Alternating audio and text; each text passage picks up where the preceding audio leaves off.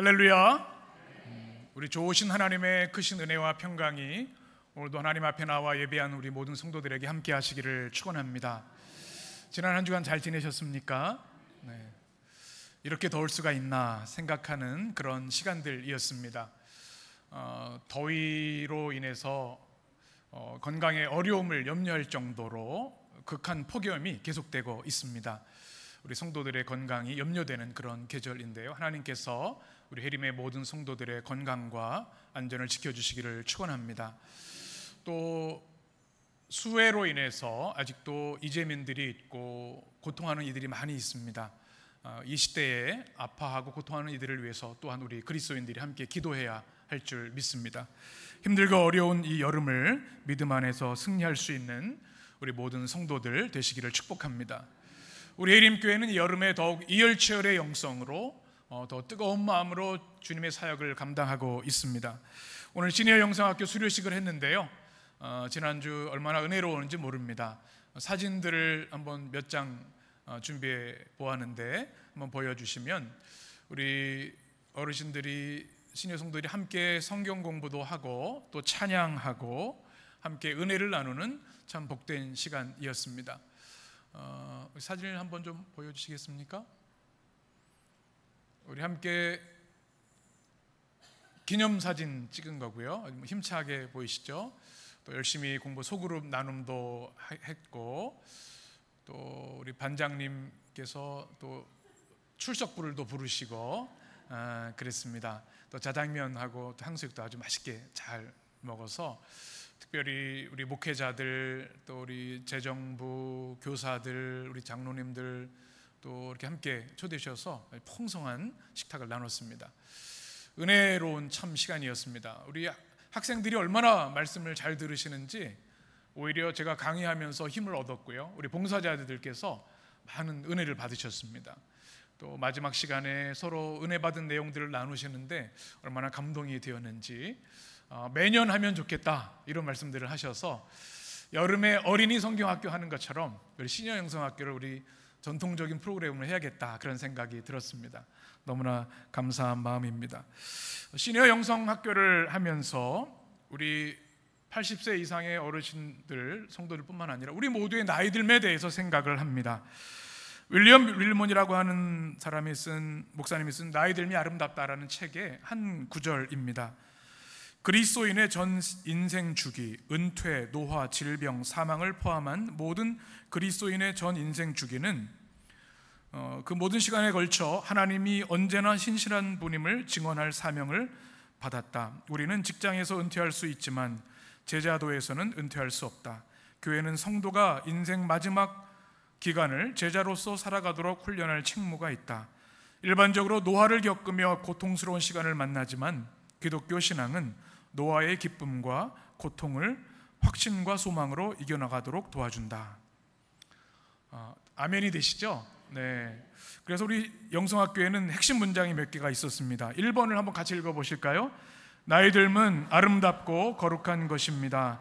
나이듦은 하나님의 창조 질서이고 성화의 과정입니다. 아멘이시죠? 이 사회는 나이 드는 걸 어떻게든 막아보려고 하는데요, 창조 질서이고 그리스도 안에 있는 사람들은 이 모든 나이듦이 성화의 아름다운 과정입니다. 또 2번 같이 읽겠습니다. 노년의 소명은 노년기에 신실하고 거룩하게 찬란하고 아름답게 살아가는 것입니다.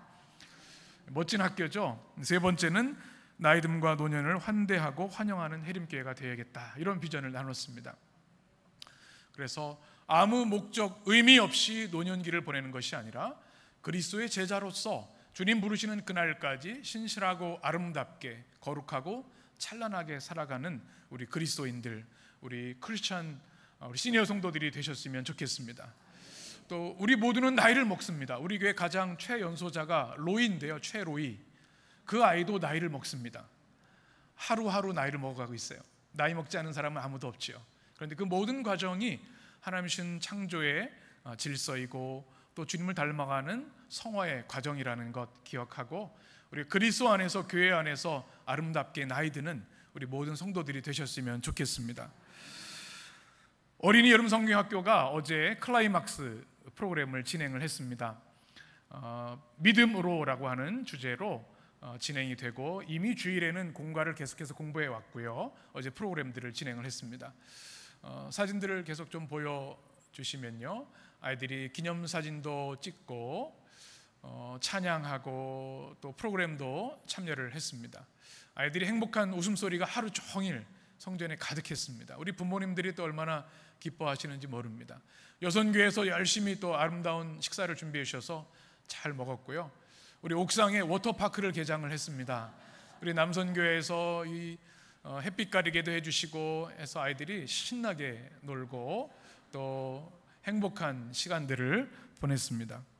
얼마나 감사한지 모릅니다. 아이들이 하나님의 말씀과 성령의 은혜가 스며들어서 정말 믿음으로 성장하고 승리하는 그런 성경학교였습니다. 우리 목회자들, 교사들이 얼마나 수고를 하는지 몇 달 전부터 기도하고 우리 아이 한 명 한 명을 위해서 눈물로 기도하며 준비한 성경학교인데요, 우리 많은 아이들이 참여해서 은혜를 충만히 받은 줄 믿고 하나님께서 그 아이들을 기억하시고 믿음의 위대한 일꾼들로 사용하시고 축복하실 줄 믿습니다. 이 모든 여름 사역, 이제 8.15 캠프까지 하나님께서 풍성한 은혜로 우리 해림 공동체를 여름 가운데도 은혜로 넘치도록 채워주실 줄 믿습니다. 이 모든 사역 가운데 우리가 간구하는 것은 바로 성령의 감동과 감화와 도우심입니다. 인간의 행사, 일회적인 행사로 끝난다고 한다면 그냥 행사를 잘 끝냈다고 하는 만족으로 끝날지 모르겠습니다. 그러나 성령께서 이 모든 행사 가운데, 프로그램 가운데, 찬양 가운데 아이들의 마음을 만지시고 우리 시니어 성도들의 삶을 터치하시고 섬기는 모든 기도하는 우리 해림 성도들을 붙들어 주실 때 성령의 풍성한 열매와 역사들이 나타나게 되는 줄 믿습니다. 그래서 우리 그리스도인들에게 생명과 같은 것은 내가 지금 성령으로 충만한가를 날마다 점검하는 것입니다. 우리가 이 세상에서, 이 광야 같은 세상에서 승리할 방법이 단 하나이기 때문에 그렇습니다. 성령 충만하지 않고는 주님의 말씀과 명령대로 살아갈 수 없기 때문에 성령 충만이 우리 그리스도인들이 생명을 걸어야 할 가장 중차대한 사안이라는 것입니다. 올해 성령 강림절을 맞아서 우리가 지금 7주차 말씀을 나누고 있는데 그 말씀을 나누는 이유가 여기 있습니다. 예전에 한 TV 광고 중에 부자 되세요라고 하는 광고가 있었습니다. 여러분 그 광고 기억이 나시는지 모르겠습니다. 다들 만나면 부자 되세요 이렇게 했던 기억이 납니다. 물론 물질적인 풍요를 누리는 것 중요한 일이고 행복한 일이겠지만 또 한편으로 그리스도인들은 물질주의의 끝판왕이구나 하는 생각을 합니다. 우리 그리스도인들에게 진정한 축복은 무엇인가? 물질, 명예, 성공, 그것이 아니라 우리 그리스도인들의 최고의 승리와 축복은 성령 충만인 줄 믿습니다. 그래서 우리는 부자 되세요라고 인사하지 않고 우리 한번 옆에 있는 분에게 인사해 볼까요? 성령 충만하세요. 아멘이시죠? 성령 충만하면 우리에게 주어진 상황과 환경이 때로 참혹하고 어려울지라도 성령의 능력과 은혜로 우리는 극복하고 이겨낼 수가 있습니다. 그래서 성령 충만을 우리는 중요하게 여기고 날마다 깨어서 나의 영적인 상태를 점검해야 되는 것이죠. 우린 지난 2주간 성령이 거하시는 성전이라는 주제로 고린도전서 3장과 6장의 말씀을 나눴습니다. 성령이 거하시는 성전이 무엇입니까? 교회 공동체라고 말씀을 드렸습니다. 또 우리의 몸이 성령이 거하시는 거룩한 성전이라는 말씀을 나눴습니다. 오늘은 요한복음 7장의 말씀을 통해서 성령과 생명수 강물에 대한 말씀을 같이 은혜로 나누려고 합니다. 여름이 되면 더위를 피하는 방법을 많이 생각합니다. 여러분 올 피서 계획이 있으시죠? 너무 더워서 밖에 나가기가 엄두가 나지 않습니다. 그냥 에어컨 있는 곳에 있는 게 제일 좋은 것 같기도 하고, 그래도 이 더위가 찾아오면 사람들이 좋아하는 장소들이 있죠. 바다가 있습니다. 바다도 있고 어디인지 모르겠어요. 사진을 그냥 찾아보니까 멋있어서 어디가 했습니다. 바다도 있고 산도 있고 또 숲이 있죠. 저는 숲을 참 좋아해서 우리 자연휴양림 이런 데 가는 걸 참 좋아합니다. 그리고 뭐니 해도 여름에는 강물이죠. 계곡이죠. 우리 8.15의 소리산 우리 계곡에 가는 이유가 있습니다. 강물 계곡이 얼마나 좋은지 모릅니다. 시원한 물이 흐르고 또 바람이 불고 또 나뭇자락이 있어서 올해도 참 기대가 됩니다. 더위를 피하는 방법들을 찾습니다. 그런데 오늘 성경에서 예수님께서는 우리 인생의 사막, 광야를 지날 때 생수의 강이 있는데 이것이 무엇인지에 대해서 우리에게 말씀해 주십니다. 37절 말씀은 이렇게 시작합니다. 우리 같이 읽겠습니다. 명절 끝날 곧 큰 날에 예수께서 서서 외쳐 이르시되 누구든지 목마르거든. 아멘. 오늘 성경에 보면 시간적 배경이 나와 있죠. 언제입니까? 명절 끝날 곧 큰 날에. 이 명절은 여기서 초막절을 말합니다. 이스라엘 3대 절기 중에 하나인데요. 하나님께서 애굽의 노예로 있던 이스라엘 백성을 출애굽의 해방을 주셨죠. 그리고 가나안에 이르기까지 40년 광야 생활 동안에 초막 생활을 했는데 그 은혜, 그 광야 가운데도 하나님께서 지키시고 보호하시고 인도하시는 은혜를 감격하는 그런 축제의 절기가 초막절입니다. 다음 사진을 한번 보여주시면 이스라엘 백성은 마음대로 갈 수 있는 것이 아닙니다. 하나님이 인도하심에 순종해야 되죠. 불기둥과 구름기둥이 인도하시는 대로 가시면 같이 이동하고 멈추면 멈춰야 됩니다. 그래서 이들은 집을 지을 수가 없어서 초막을 짓고 지냈습니다. 그 중심에는 뭐가 있습니까? 성막이 있지요. 성막 안에는 성소와 지성소가 있고 지성소에는 하나님의 언약궤, 스랍 날개가 있고 시은좌가 있습니다. 이 중심을 하고 12지파가 동서남북으로 다 머물기 위해서 장막을 칩니다. 이 시절의 은혜를 기억하는 것이 초막절이라는 말씀입니다. 이 초막절에 하는 가장 중요한 의식이 있습니다. 7일 동안 매일 무엇을 할까요? 제사장이 금 항아리에 실로암 연못에서 물을 담아서 행진을 합니다. 그리고 예루살렘 성전 제단에 그 물을 붓습니다. 그때 모든 백성들이 큰 소리로 환호하고 찬양합니다. 성전의 성가대가 찬양하고 나팔을 불고 모든 백성들은 하나님께서 광야에서 우리를 이렇게 지켜주셨고 광야 반석에 물을 내셔서 우리를 목마르지 않게 하셨다, 찬양하는 그런 7날의 초막절 절기를 그렇게 지킵니다. 그런데 오늘 말씀을 보면 이 7일이 지난 마지막 날, 명절 언제요? 끝날, 곧 큰 날이다, 위대한 날이다, The Great Day 이렇게 되어 있습니다. 이 날은 물 붓는 일을 하지 않고 성회로 모여서 하나님을 찬양하고 예배하는 날로 삼습니다. 바로 그날 주님께서 오늘 말씀을 우리에게 주신 건데요, 이 말씀을 이해하기 위해서는 이 말씀의 배경을 좀 이해할 필요가 있습니다. 요한복음 7장에 보시면 이렇게 되어 있습니다. 그 형제들이 명절에 올라간 후에 자기도 올라가시되, 예수님의 형제들이 먼저 초막절을 지키기 위해서 올라갔는데요, 주님도 올라가십니다. 어떻게 가셨다고요? 은밀히, 나타내장 은밀히 가셨다. 왜 주님이 은밀히 올라가셨을까? 11절에 보면 유대인들이 예수님을 찾았는데 12절에 보면 두 가지 반응이 있었습니다. 우리 12절을 같이 읽겠습니다. 예수에 대하여 무리 중에 수군거림이 많아 어떤 사람은 좋은 사람이라 하며 어떤 사람은 아니라 무리를 미혹한다 하나. 아멘. 이 초막절 절기를 지키기 위해서 수많은 사람들이 모였습니다. 보통 예루살렘에는 3, 4만 정도가 살았는데 이런 초막절 명절에는 200만, 300만이 모였습니다. 그러니 발 디딜 틈이 없을 정도로 사람들이 디아스포라, 흩어졌던 모든 백성들이 예루살렘 성전으로 모이는 겁니다. 이때 형제들이 먼저 초막절을 위해 예루살렘에 올라가고 주님은 조금 늦게 가시면서 은밀히 가셨어요. 왜 그러셨을까요? 예수님을 향한 반대가 있었습니다. 사람들을 혼돈시킨다, 미혹한다. 그런데 이뿐만 아니라 25절을 보면 이렇게 말씀합니다. 우리 같이 읽겠습니다. 예루살렘 사람 중에서 어떤 사람이 말하되 이는 그들이 죽이고자 하는 그 사람이 아니냐. 아멘.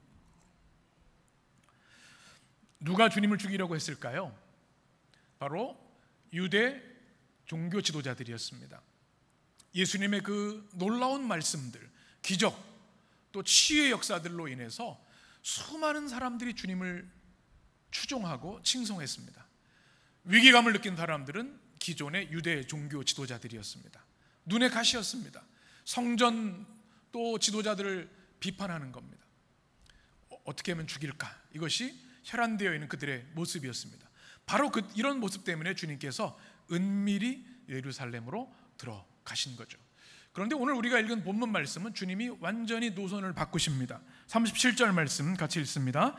명절 끝날 곧 큰 날에 예수께서 서서 외쳐 이르시되 누구든지 목마르거든 내게로 와서 마시라. 아멘. 조용히 오시던 주님께서 갑자기 군중들 앞에 우뚝 서셔서 어떻게 하셨다고요? 외치셨습니다. 이 외치다는 단어가 한번 단어를 보시면 성경의 언어로는 에크락센이라는 말입니다. 우리 여러분 자동차에 클락센이 있죠? 이 경적 그런 소리가 이 어원에서 나온 겁니다. 큰 소리로 주님이 외치시는 겁니다. 주님을 죽이려고 하는 세력들이 있음에도 불구하고 주님이 서서 이 초막절 마지막 날 큰 소리로 외치시는 메시지가 오늘 말씀입니다. 왜 이렇게 하셨을까요?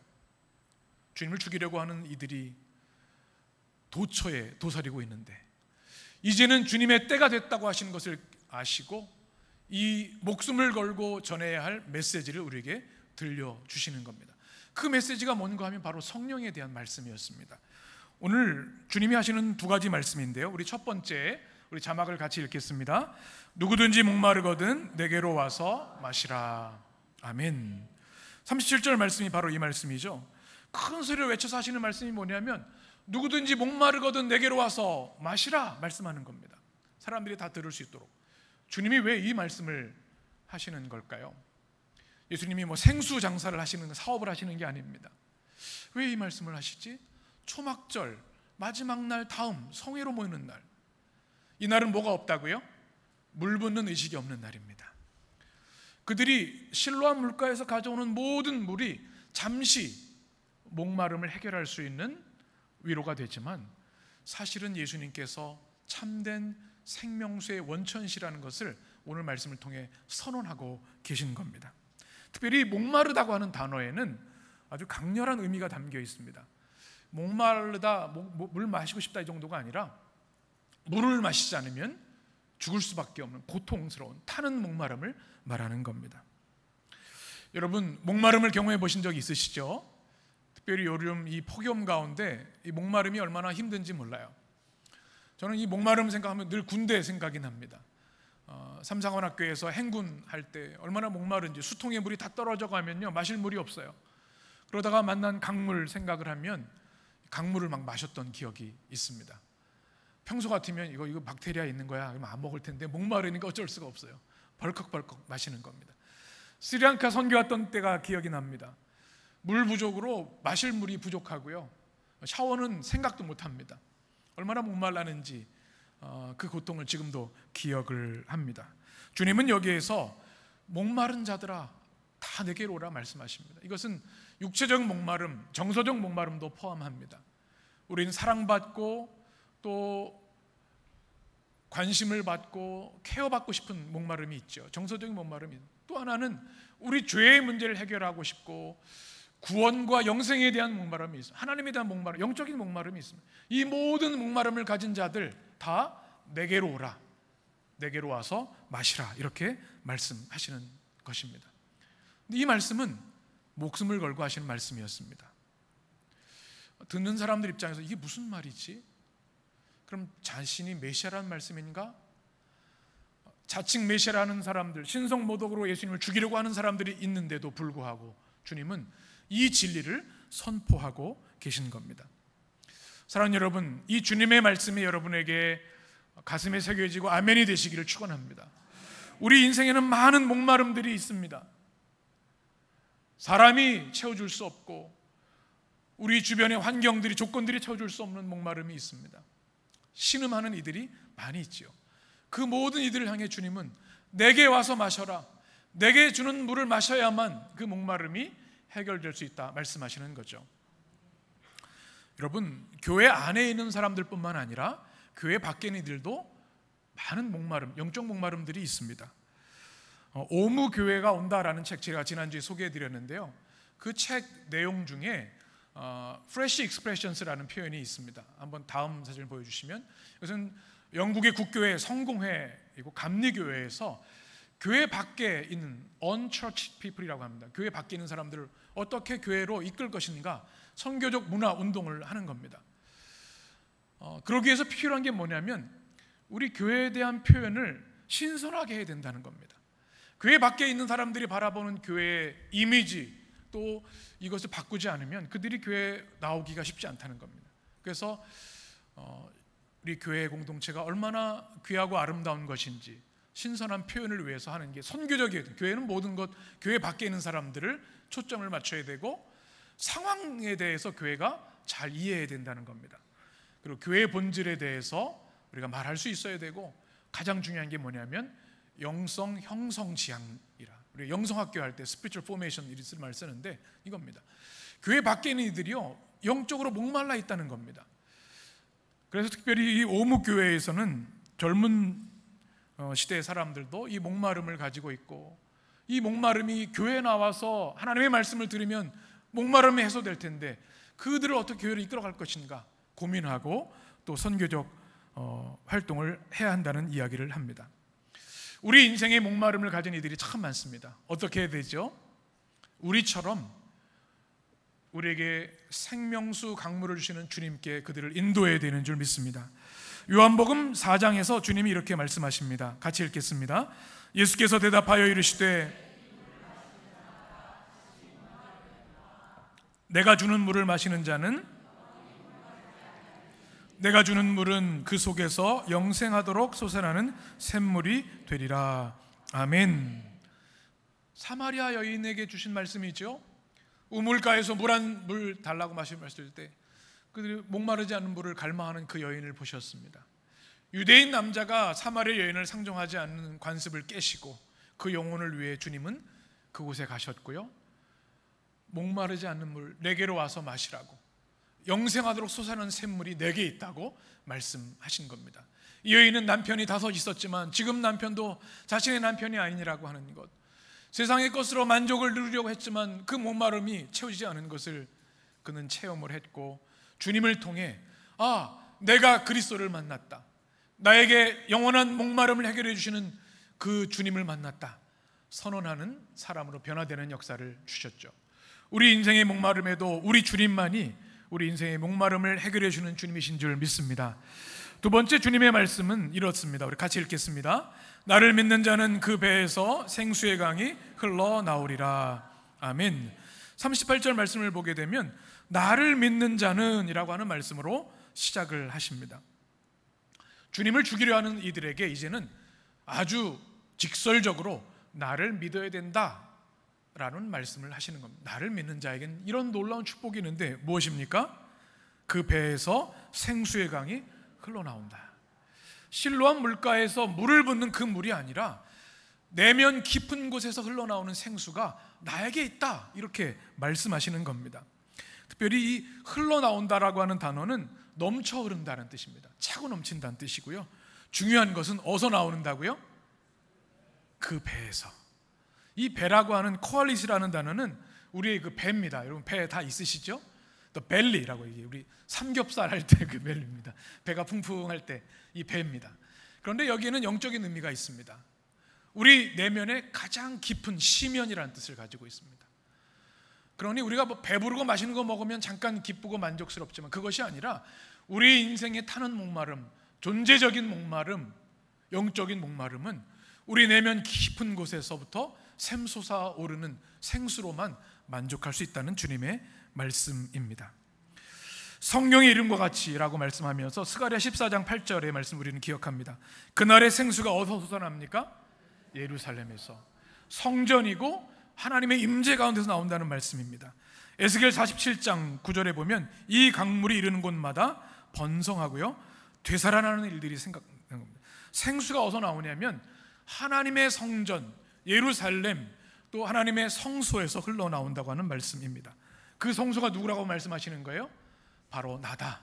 내가 지성소이고 하나님의 성령이 거하는 성전이다, 이렇게 말씀하고 있는 겁니다.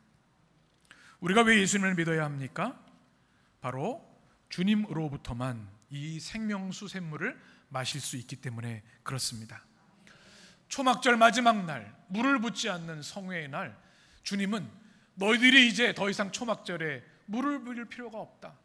내가 출애굽기에 말했던 그 반석이고 그 반석에서 나오는 생명수가 나로부터 나온다. 주님은 나를 믿는 자에게 그 생수가 주어질 것임을 말씀하고 있는 것이죠. 우리 하나님을 믿는 우리 백성들은 날마다 하나님을 사모합니다. 성령의 은혜를 갈망합니다. 성전을 기뻐합니다. 에스겔 47장의 말씀 우리는 잘 알고 있는데요, 우리 1절 말씀을 같이 읽겠습니다. 그가 나를 데리고 성전문에 이르시니 성전의 앞면에 동쪽을 향하였는데 그 문지방 밑에서 물이 나와 동쪽으로 흐르다가 성전 오른쪽 제단 남쪽으로 흘러내리더라. 아멘. 성전 문에서 물이 나오는데 그 문지방에서 그 깊은 성전의 지성소에서 물이 나옵니다. 그래서 하나님의 백성들은 하나님 성전 중심으로 살아가는 것이죠. 힘들고 어려울 때, 목마를 때 우리는 교회에 나오는 이유가 여기 있습니다. 우리가 왜 힘들고 어려울 때 말씀을 붙들고 기도합니까? 우리가 말씀과 기도의 삶을 살 때 성령이 거하시는 성전, 우리 삶 속 깊은 곳에서 이 생수의 강물을 넘치도록 하시기 때문에 그렇습니다. 사막 같은 인생을 살 때가 있습니다.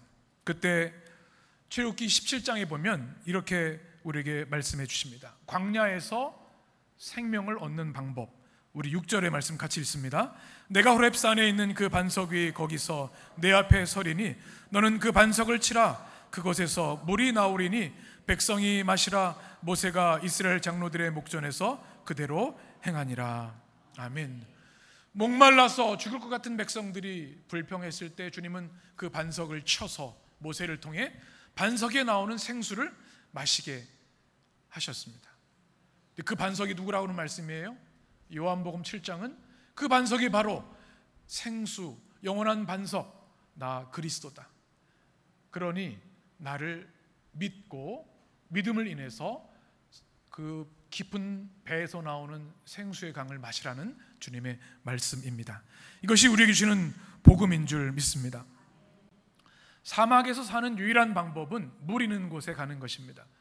사막의 오아시스를 우리는 잘 알고 있습니다. 제가 사진을 묵상하면서 보았는데요, 아무리 생명이 없고 모래밖에 없는 곳이라 할지라도 그곳에 오아시스가 있으면 생명이 살아납니다. 죽은 것이 살아나고 나무가 푸르고 청청합니다. 그런데 우리 인생에 우리 주님이 생수의 강물이시기 때문에 주님 안에 있을 때 사막 같은 인생 가운데 우리는 그 공급받는 물과 은혜로 충만한 기쁨을 누리며 살 수 있는 것이죠. 이것을 사도 요한은 39절에서 이렇게 설명을 합니다. 우리 39절 같이 읽습니다. 이는 그를 믿는 자들이 받을 성령을 가리켜 말씀하신 것이라. 예수께서 아직 영광을 받지 아니하셨으므로 성령이, 아멘. 요한이 예수님의 말씀을 듣고 복음서를 기록하면서 주님이 하신 이 말씀이 무슨 말씀인가를 설명하고 있는 겁니다. 그 배에서 생수의 강이 흘러나온다, 이 말이 사람들이 이해 못하면 주님 배에서 물이 나온단 말인가? 그런데 그것이 무엇을 뜻하는 거라고요? 성령을 일컫는 말이다, 사도 요한이 말하고 있습니다. 예수님은 성령의 담지자이자 수요자이십니다. 그래서 주님은 부활 승천하시면서 약속하신 성령을 기다리라고 말씀하셨죠. 우리가 성령을 받아도 되고 안 받아도 되는 것이 아니라 성령은 모든 예수 믿는 이들에게 필수 조건입니다. 우리가 영적으로 승리하기 위해서 성령 충만 없이는 불가능하다는 이야기입니다. 우리 내면 깊은 곳에 흘러나오는 생명수 샘물을 받아 마셔야 되는 것이죠. 또 요한은 이렇게 설명합니다. 두 번째 말씀을 보면 예수께서 아직 무엇을 받지 않으셨다고요? 영광을 받지 않으셨다. 이 말씀은 뭔가 하면 예수님의 영광은 십자가의 대속의 완성, 부활하신 후에 우리의 모든 죄와 사망과 사단으로부터 해방해 주시는 은혜이죠. 아직 그 십자가의 사건은 이르지 않아서 그 영광을 받지 않으셨어요. 그래서 그 주변에 있는 사람들이 그들 가운데 성령은 있지 않았다. 이렇게 요한이 설명해 주는 겁니다. 성령은 언제 임하였습니까? 사도행전 2장 마가다락방에 약속하신 성령을 기다렸던 120문도에게 성령이 불같은 성령, 물같은 성령으로 임하셨습니다. 이것이 중요합니다. 그리고 지금 주님을 믿는 우리 모두에게도 성령으로 임하시는 은혜를 주신 줄 믿습니다. 오늘 이 말씀이 우리에게 기쁨과 소망이 되기를 원합니다. 성령 강림절을 지나면서 오늘 주신 말씀 여러분 마음속에 이렇게 새기셨으면 좋겠습니다. 성령은 어떤 분이십니까? 우리 자막을 같이 읽겠습니다. 우리 안에 흐르는 생수의 강입니다. 성령이 뭐라고요? 우리 안에 흐르는 생수의 강이다. 저는 깨끗한 물, 강물하면 떠오르는 사건이 있습니다. 저희 아버지께서 경기도 연천 부근에 있는 상리감리교에서 목회를 하셨습니다. 완전 시골입니다. 몇 년 전에 80주년 하셔서 아버지께서 가서 설교하고 오셨는데 제가 어린 시절에 보면 완전 시골 교회였습니다. 사택 앞에서 염소도 기르고 닭도 키우고 막 그랬던 기억이 있습니다. 근데 초등학교 1학년이었는데 상리초등학교에서 미술 시간에 찰흙 만들기를 합니다. 보통 같으면 문구점에 가서 찰흙을 사야 되는데 선생님이 뭐라고 하냐면 대충 그림을 그리고 여기 가면 깨끗한 물이 있는데 그 바닥에 흙을 떠오면 그게 찰흙이야 그러시더라고요. 그때 보았던 깨끗한 물을 잊을 수가 없습니다. 말씀드렸던 거 삼상한학교에서 그 맑은 강물을 잊을 수가 없고요. 또 토론토 강림교회에서 가을에 소풍 갔을 때 그 강물을 기억합니다.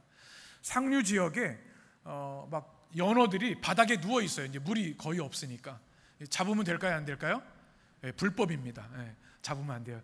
허락된 장소에서만 피싱 라이센스를 가지고 잡아야 돼요. 그냥 잡고 싶었지만 잡지 못했던 기억에 물이 얼마나 깨끗했는지 몰라요. 인류 문명은요 물과 함께 발전되었죠. 큰 강물이 인류의 젖줄이었습니다. 그래서 물 없이는 살 수 없는 겁니다. 우리 인간의 몸에 물이 몇 %인지 아시죠? 네, 다 공부를 열심히 하셨네요. 보통 보니까 우리 성인은 보통 60%라고 하고요, 아이들은 70%라고 합니다. 또 어르신이 되면 조금 물이 줄어서 물을 자주 잘 드셔야 한다고 하죠. 특별히 이 뇌에도 물이 굉장히 많이 차지하고요, 혈관에도 물이 중요합니다. 물이 없으면요 살 수가 없고요, 메말라 죽게 되는 것이죠. 물이 중요합니다. 우리 인생에 물이 중요한 것처럼 우리 인생에 성령의 은혜가 중요한 것이죠. 성령이 우리 가운데 흘러가야만 우리 죽은 것들이 살아나고 생명력 있고 푸르고 청청한 삶을 살 수 있기 때문에 그렇습니다. 에스겔 47장을 보게 되면 8절에 이렇게 되어 있습니다. 이 흘러내리는 물로 그 바닷물이 어떻게 해요? 되살아나리라. 성전에서 흐르는 물이 바닷물을 살린다는 말입니다. 그냥 그는 모든 물이 같은 물이 아니라 살리는 물, 생명수가 있는데 그것이 바로 성전으로부터 흘러가서 죽은 것들을 살리신다는 말씀입니다. 이것이 우리에게 주시는 성령 사역의 비전입니다. 성령이 우리 안에 흘러가면 죽은 세포들이 살고 죽은 영혼들이 살아나고 깨어진 관계들이 회복된다는 말씀입니다. 여러분 생수 좋아하시죠? 세계에서 가장 비싼 생수가 어떤 생수인지 아십니까? 제가 조사를 좀 해보니까 7위가 있습니다. 핀란드산 물인데요, 빈이라고 하는 물인데 27,000원이라고 합니다. 이 정도로 놀라시면 안 되는데, 다음에 5위는요 펠리코라고 하는 이탈리아인데 25만 원이라고 합니다. 정수에 가면 그냥 마실 수 있는데 25만 원이라 그래요. 근데 1위는 독일에서 만든 아우름 79, 근데 10억 정도가 좀 넘는 것 같습니다. 그런데 중요한 건 뭐냐면은 이 다 황금이고요, 다이아몬드하고 크리스탈로 되어 있답니다. 뭐가 비싼 거예요? 물병이 비싼 겁니다. 물은 얼마나 좋은지 모르겠어요. 근데 뭐 어떻게 10억이 되는지 모르겠어요. 그런데 이런 아무리 비싼 물을 마셔도 우리 영혼에 생명을 줄 수는 없습니다. 예수님이 말씀하시는 것, 초막절 마지막에 하시는 말씀은 우리 영혼의 구원과 생명은 오직 주님이 주시는 복음의 말씀이고 우리에게 약속하신 성령, 생명수 샘물인 줄 믿습니다. 성령만이 우리에게 구원과 기쁨과 영생을 주시기 때문에 여러분 날마다 성령의 샘물을 사모하게 되시기를 축원합니다. 두 번째 성령은 한번 같이 읽겠습니다. 우리의 깊은 목마름을 만족시켜 주십니다. 아멘. 지난주 우리 신의 영성학교를 했는데 우리 어르신들의 영적 목마름이 있으실까요? 없으실까요? 다 있으셔요. 로이도 목마름이 있어요. 아이도, 유치원 아이들도. 모든 인생은 목마름이 있습니다. 그런데 그 깊은 목마름을 누가 채워줄 수 있는가? 사람이 채워줄 수 없다는 거죠. 시편 36편에 보면 이렇게 되어 있습니다. 우리 같이 읽겠습니다. 하나님이여 주의 인자하심이 어찌 그리 보배로우신지요. 사람들이 주의 날개 그늘 아래에 피하나이다. 그들이 주의 집에 있는 살진 것으로 풍족할 것이라. 주께서 주의 복락의 강물을 마시게 하시리이다. 아멘. 우리가 주일날 이렇게 성전에 나오는 이유가 뭡니까? 주의 은혜의 날개에 피하기 위해서입니다. 전쟁 같은 세상에 상처 입고 깨어질 때 우리는 힘들고 지치지만 성전에 올라옵니다. 주의 날개 아래 거할 때 주님께서 기쁨의 생수를 우리에게 공급해 주시기 때문에 그때 우리에게 진정한 만족을 주시는 줄 믿습니다. 세 번째 성령은 우리 같이 읽겠습니다. 우리의 상한 마음을 치료해 주십니다. 아멘. 여러분 마음에 상처 있으시죠? 강철 멘탈이 있으신지 모르겠어요. 그러나 그렇지 않습니다. 누구나 상한 마음이 있습니다. 한국교회 트렌드 2025 제가 예전에 소개해드린 적이 있는데 이 책에 보면 교회의 가장 중요한 이 시대의 미션 중에 하나가 한번 사진을 보여주시면 멘탈 케어 커뮤니티가 되어야 된다는 말씀입니다. 이 현대인들이 얼마나 이 마음의 고통과 슬픔이 있는지 모릅니다. 그런데 교회는 바로 이 정신적으로 고통하는 이들의 마음을 돌보고 치료해 줄 수 있어야 된다는 이야기이죠. 특별히 우리나라를 우리는 더 깊이 위해서 나라 민족을 기도해야 될 줄 믿습니다. 세계적으로 우리나라 대단하죠. 그런데 우리는 믿음의 사람들은 그 이면을 볼 수 있어야 합니다. OECD 국가 중에 가장 자살률이 높은 나라가 우리나라입니다. 청소년 청년들이 정말 견디기 힘든 것이 이 나라 이 모습입니다. 우리는 승리주의를 경계해야 합니다. 깨어지고 아픈 심령들이 얼마나 많은지 모릅니다. 그래서 교회는 로뎀나무 아래에 쓰려진 엘리야들을 보는 눈이 있어야 그들을 품어 안고 치료하고 주님께로 인도해야 합니다. 정서적으로 건강한 교회, 우리가 가을에 공부할 이 책인데요. 이 책에 보면 가장 중요한 핵심 이미지가 이것입니다. 빙산의 일각입니다. 한번 그 다음 사진을 보여주시면요. 이 남극 북극에 보면 이 거대한 빙산이 있는데 우리가 보는 거는 물 위에 수면 위에밖에 못 본다는 겁니다. 사람은 어떻다고요?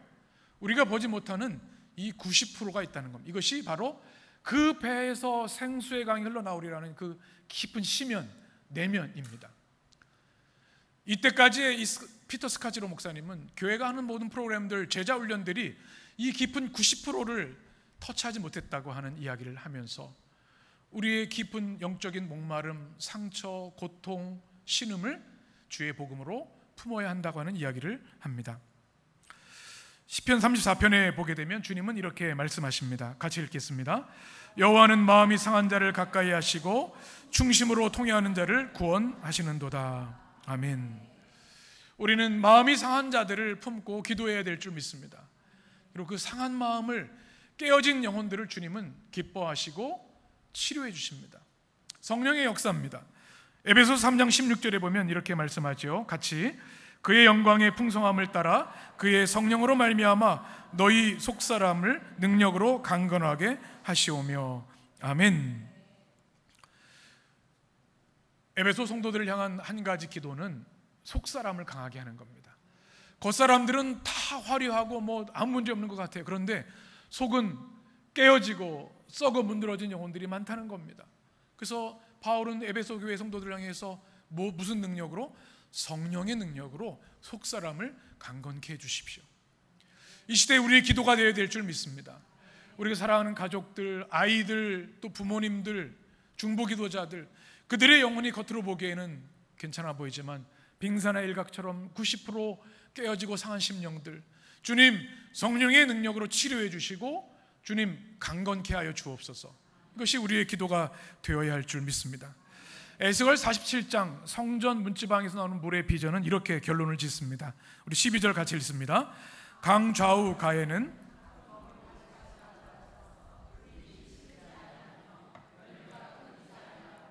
달마다 새 열매를 맺으리니 그 물이 성소를 통하여 나옴이라. 그 열매는 먹을만하고 그 잎사귀는 약재료가 되리라. 아멘. 저는 우리 해림교회가 이 에스겔 47장의 비전을 품었으면 좋겠습니다. 주님의 생명수가 어디서 나와요? 성전 문지방에서, 성소에서 흘러나와서 죽은 물을 살리고 과실들을 열매 맺게 하고 물고기가 살아나게 하고 나무에 있는 그 잎사귀조차 치료제가 된다고 말씀합니다. 우리 내면 깊은 곳에 성령의 생수가 흘러가는 줄 믿습니다. 우리 해림의 모든 성도들, 이 무더운 더위 가운데 우리 주의 성령께서 여러분의 심령을 흡족하게 채워주시기를 원합니다. 우리 육신의 목마름, 영적인 목마름을 성령께서 만족해 주시기를 간절히 소원합니다. 물된 동산이 되어서 사막화되고 광야화되어도 주님이 주시고 성령이 주시는 생명수 샘물로 참된 만족과 생명력을 가지고 살아가는 주의 백성 되시기를 축원합니다. 기도하겠습니다. 좋으신 하나님, 오늘도 주의 말씀으로 우리를 깨워주시고 예수님의 말씀을 통하여 초막절에 주신 그 귀한 말씀, 그 배에서 생수의 강이 흘러나오리라. 그 성령의 깊은 샘물이 주 예수를 믿고 의지하며 살아가는 모든 성도들의 삶에 흘러넘치게 하여 주시옵소서. 우리 성도들의 삶이 생수가 흐르는 강물 되게 하시고 깊은 목마름을 만족해 하시는 성령 은혜를 체험하게 하시며 상한 마음을 치료하시는 성령의 역사에 동참하도록 역사하여 주옵소서. 우리 성도들 가운데 그 심령 깊은 곳에 고통하고 깨어지고 아픈 성도들이 있습니까? 생수의 강으로 덮어주셔서 치료되고 살아나고 열매 맺게 하여 주시옵소서. 우리 성도들의 삶은 새 창조와 새 생명의 역사를 이루시는 성령 안에 살아가는 삶인 줄 믿습니다. 이 놀라운 성령 충만과 성령의 생수의 역사가 우리 모든 성도들의 삶에 날마다 흘러넘치게 하여 주옵소서. 예수님의 이름으로 기도합니다. 아멘.